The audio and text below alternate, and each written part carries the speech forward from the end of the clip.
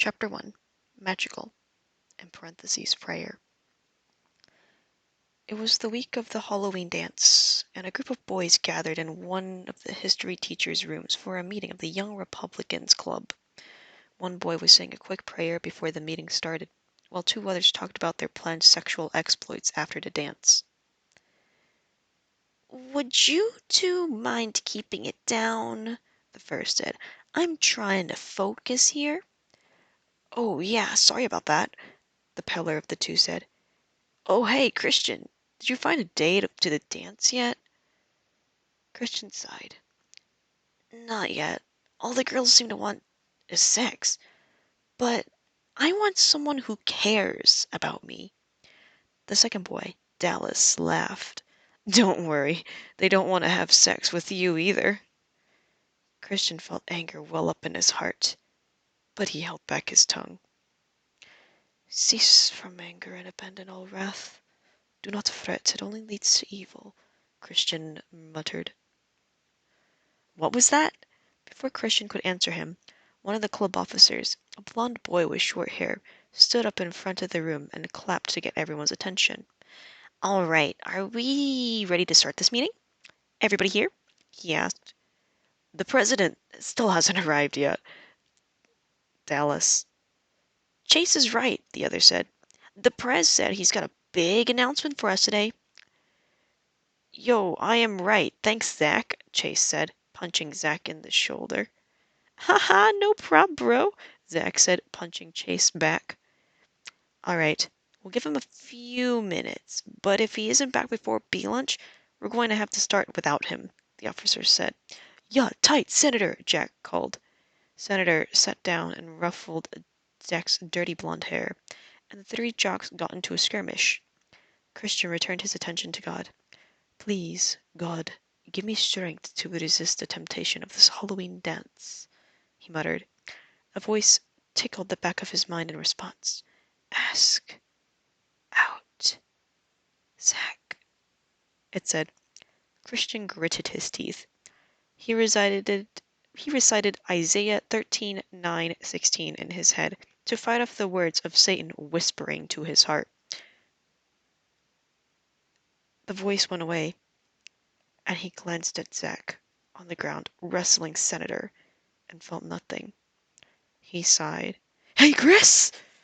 Christian jumped from his desk, falling forward out of it and knocking his desk from the ground. His friend Tyler was standing over him. From his angle on the ground, Christian could almost see up Tyler's skater shirt.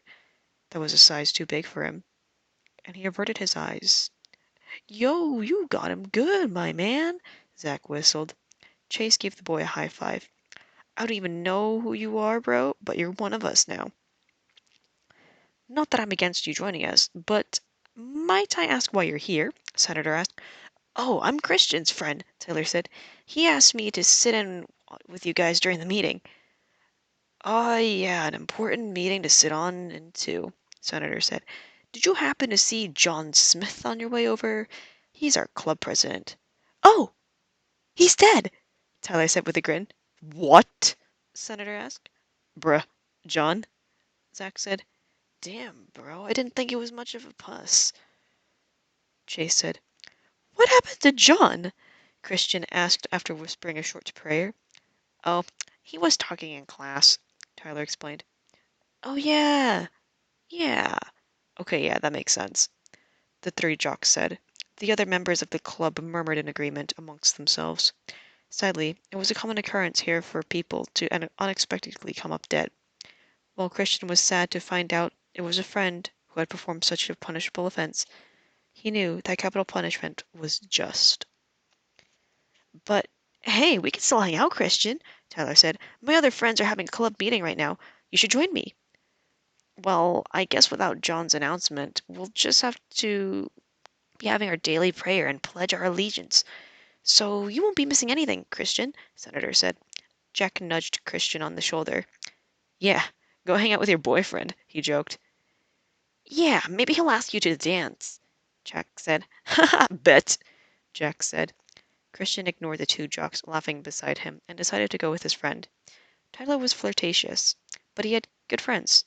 maybe he could introduce Christian to a good, faithful girl he could take to the dance. Tyler took Christian by the hand to lead him to the club room, but Christian shook it off. He knew Tyler didn't mean anything by it. He was just a weird kid, but he didn't want people getting the wrong idea. So, what club do your friends run?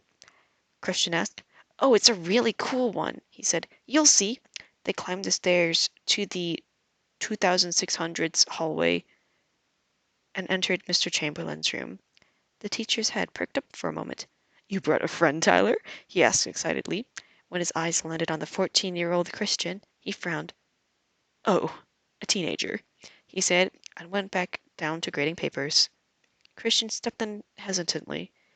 He didn't know these people or their beliefs, but he was confident they were good at heart, as they were God's children like anyone else. He looked around the room. It was full of other boys his age. The back rows of desks were taken up by 5 boys playing Super Smash Brothers and the Pokemon trading card game, while 2 others sat up front, and 1 boy stood in front of the whiteboard. One of the 2 up front wore a bright green jacket with headphones around his neck. His hair was jet black, but his eyes were bright, and his smile was wide. Beside him was a man in a low Iron Man cut shirt and jorts. There was a briefcase next to him, with what was either a trench coat or a semi-automatic stuffed inside. Christian averted his eyes from the boy's exposed belly button as disgust welled up inside of him. Then he turned to their president at the front of the room. He emitted an authoritative aura. His skin was pure white, with bright blonde hair. He wore a thin pair of glasses, almost obscuring his bright blue eyes. His shirt was white, with a black large stripe running down the right side. Christian sensed an overwhelming intelligence from this boy. Maybe this won't be so bad, he thought in reference to their leader. Christian followed Tyler by sitting down in the front row, 1 desk away from the brown-haired boy in the inappropriate dress. Christian leaned over and whispered to his friend, Tyler, I have nothing against you and your friends, but this is making me uncomfortable. Do you not like my friends? Tyler asked.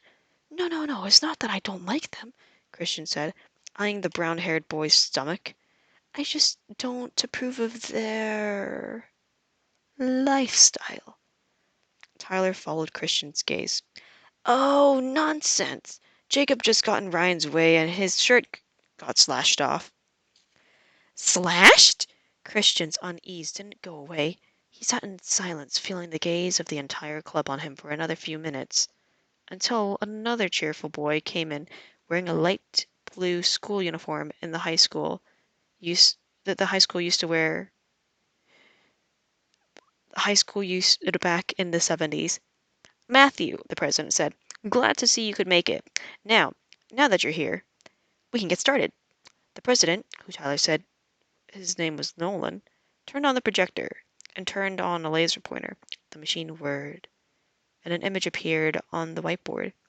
There was a pie chart and a graph of crime statistics. As you all are aware, Nolan said while pointing to the smallest portion of the pie chart, anime viewership makes up a very small percentage of the population's preferred entertainment.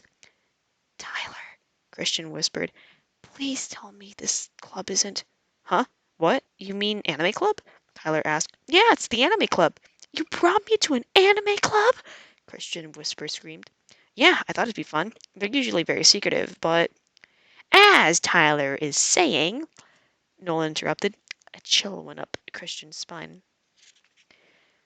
We do not usually accept new members. However, we are running an application process currently to scout out new potential members of the club. Now, as I was explaining while you had your side conversation, crime rates have gone down dramatically while anime viewership has been at an all-time low. So we need to increase viewership in order to make sure rates stay down. Christian raised his hand. This is not a class. There will be no asking questions, Nolan said. His voice was firm, and Christian felt a strength to it similar to that of his parents or his pasture. But doesn't that chart show that less people watching anime leads to less crime? Christian asked. Everybody else in the room gasped. The club members glared at the boy, who had the dignity to ask such a question. Nolan slowly stepped up to the boy. He towered over Christian, blocking out the light on the ceiling as he neared and leaving the boy in the shadow. Christian's heart jittered. His breathing was chaotic. Correlation, Nolan hissed, is not causation. He clicked his boots and turned around to continue his presentation. Christian couldn't hear what was said over the blood pumping in his eardrums. He looked around.